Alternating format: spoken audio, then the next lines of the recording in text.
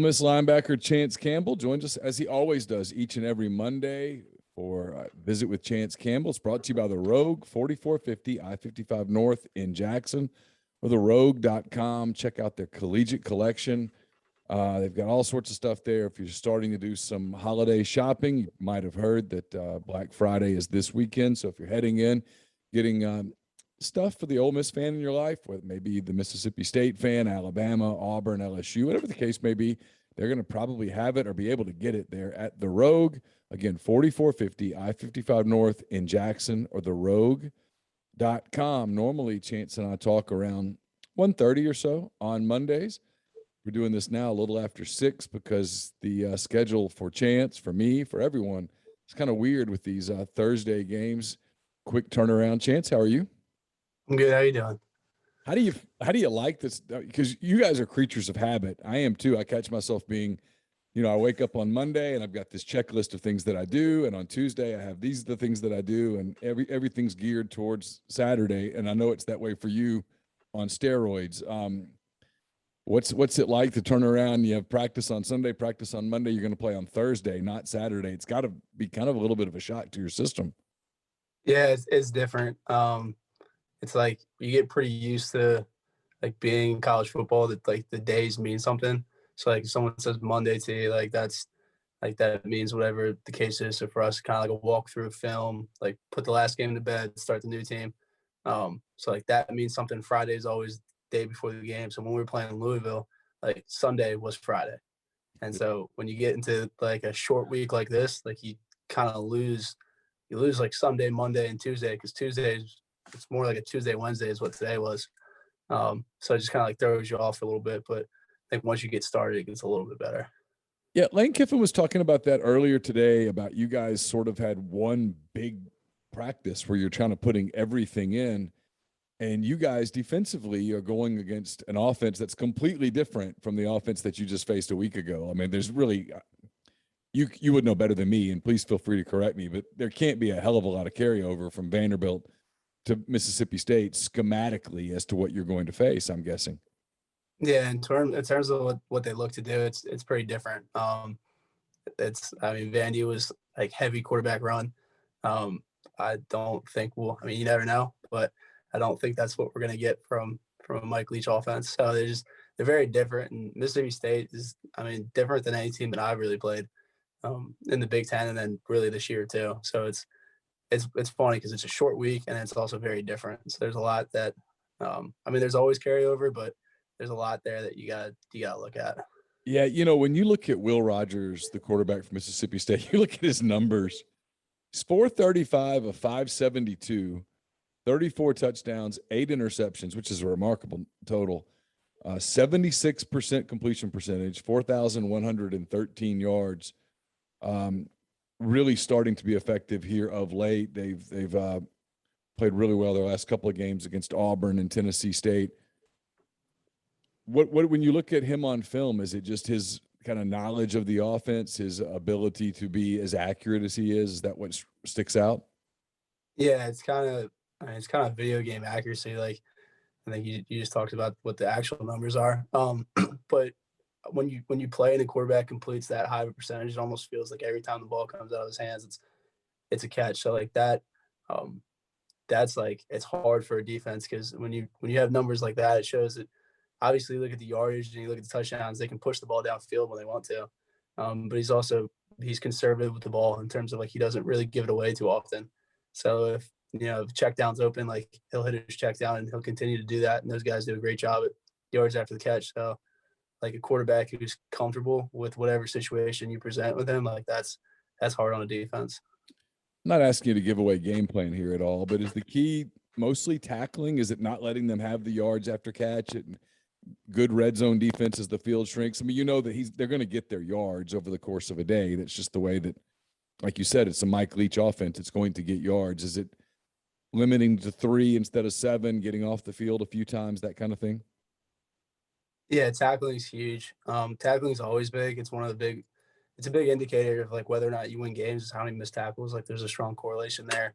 And this team does a great job at forcing missed tackles. Like their players get vertical, and the yards after the catch they turn 1-yard passes into 8, 5-yard passes into 15, and like that's great for them in terms of like getting their offense going. At the same time, it's like demoralizing for a defense to see like a short pass go for not a short game. So that's definitely difficult.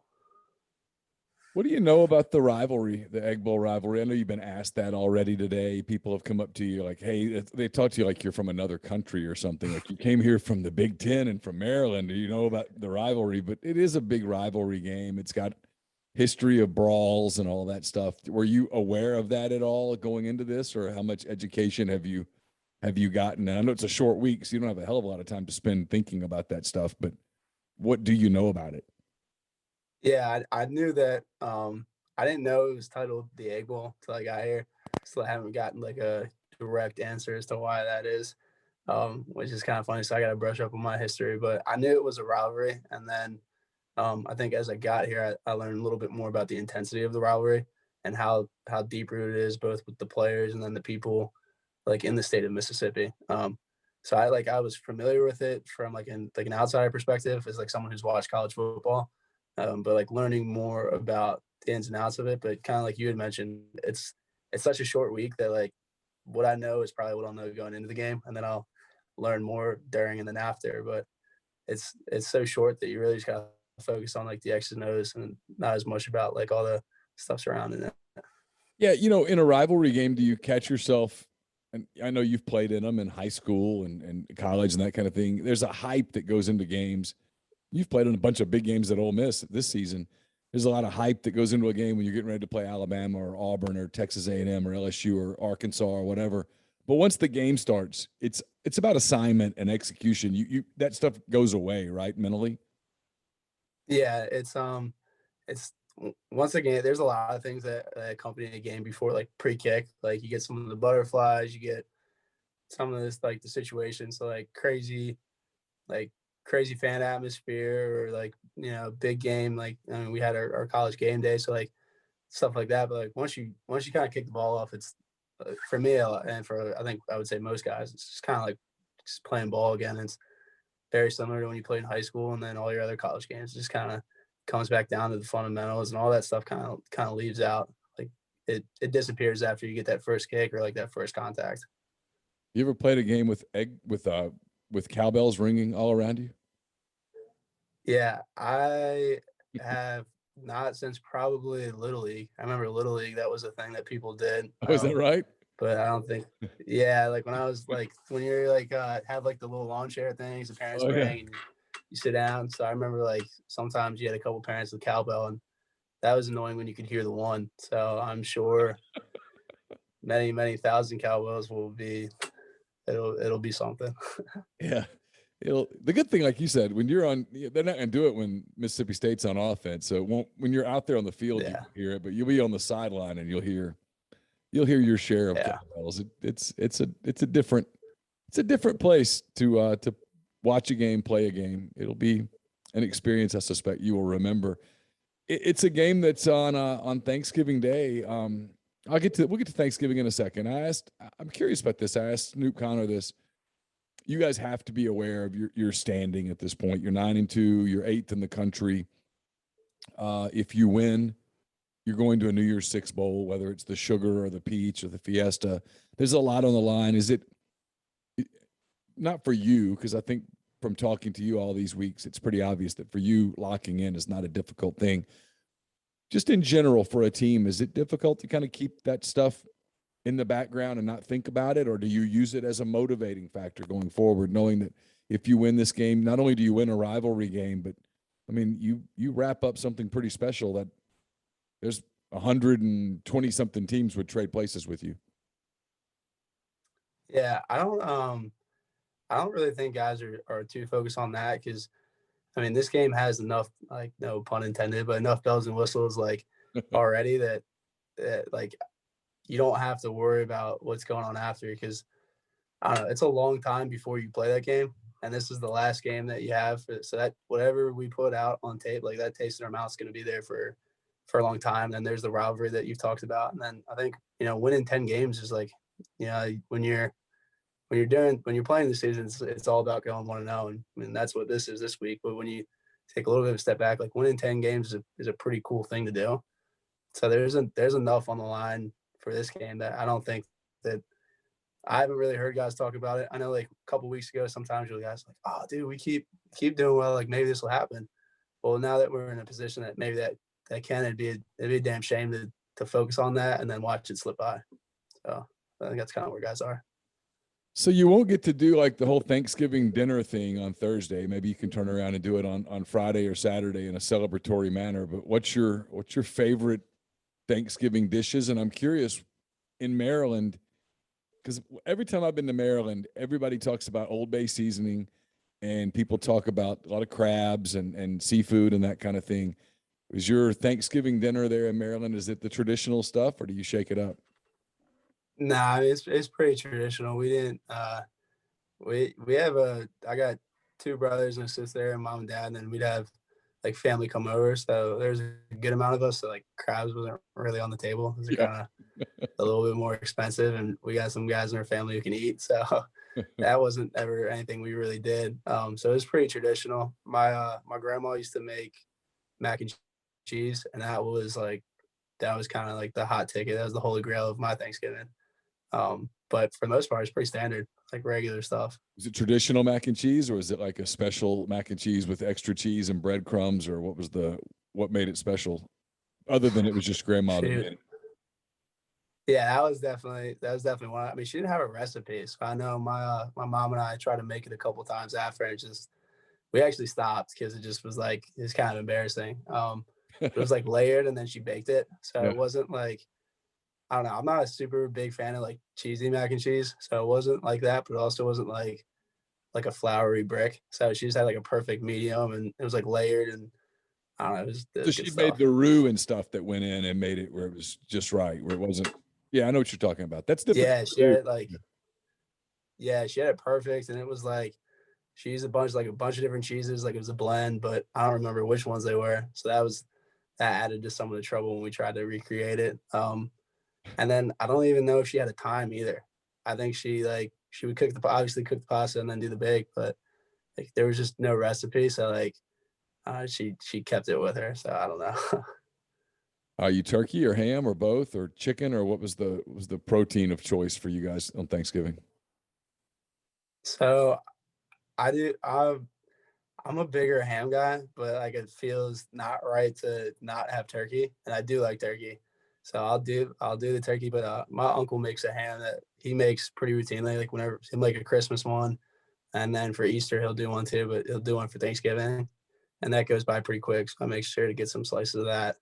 So I do both, but the turkey because I think I probably should, and the ham because I'm excited about it. Yeah, I would think you and your brothers you guys y'all probably go through some food on any day, but on Thanksgiving in particular, I'm sure there's quite a dent. Yeah, we had a system. I actually, so this isn't my first time playing on Thanksgiving. Okay. In high school we had like a morning. We had like we called it the Turkey Bowl. So played every Thanksgiving, but that was in the morning. So you had I never really love eating a lot before game. So you had like a light breakfast or whatever. Go play a game, work up an appetite, and luckily we won all four of those. So it was always a good mood. And then we went and made sure you got food on the hour. So just slow, steady, and just kept going. What's your favorite? I'm assuming pie is because that's Thanksgiving tradition. What's your favorite pie? Yeah, so a little bit weird there because I'm not. I mean, it's probably sacrilegious, but I'm not an apple pie guy. Not I either. don't really like. I just don't like the fruit fillings for that. So I do like pumpkin pie, which is good because that falls in line. So I'm a fan of some good pumpkin pie, and then I like pecan pie too. So I'll probably have like a little piece of both. Yeah, I'm a big pumpkin pie guy with the whipped cream comes out of the spray Yeah, thing. I have to. Yeah, that's fantastic. About an hour after Thanksgiving dinner, that's perfect. I'm with you too. I don't like the fruit fillings. I just don't. I never have my whole life. I just don't like them. I can't. I don't even like being anywhere near it for whatever reason. I'm weird about it. So I know you play Thursday night. Do you get to go home at all this weekend, or is it class starts back on Monday? Are you kind of hanging out in Mississippi all weekend? Yeah, I'm gonna be in Mississippi, but my folks are coming to the game, Oh, good. so we'll probably do a little a little faux Thanksgiving on Friday. So that'll be good. And then I couldn't even tell you what we're doing after. Like without saying all like the ticker items and what you're supposed to say. I'm super focused on Thursday, so I don't even remember. I don't even know if we had a schedule for it or not. I know I got classes will start up obviously. But yeah, so I don't know. I know we're having probably Thanksgiving on Friday, and then after that, Is it hard to believe, Chance, that a season goes this fast? I mean, I look up and it's like, man, today's November the 22nd. The season's practically over. I know you guys are going to a bowl game and there's another game, but do you look up and go, man, that was a blur, or does it feel like it was a marathon? yeah, I mean it's the whole like days are long, years are short. So like when you're in a practice day, like a Tuesday practice or something, it feels like it goes on forever. It feels like you have a million periods. And then I know we have like I mean I'm sure you're doing a lot of facilities like posters of like the 12 game schedule. And I remember looking at like today, like kind of we had one in our meeting room, like took a look back at it, and it was just like, wow. Like I remember Louisville like being in Atlanta, um, like it was yesterday. So it's kind of, I mean, it's a good thing I'm like not used to it, but I've done it a couple times, so I do understand how fast it goes. And I've tried to appreciate it as I'm going through, but yeah, man, it flies by. Well, listen, certainly wish you the very best this weekend. I know that Ole Miss people are certainly hopeful that you extend your Thanksgiving record to 5-0. That would make them happy, and you as well. Happy Thanksgiving to you and your family. Yeah, good luck to you on Thursday night, and look forward to talking to you again soon. All right, thank you.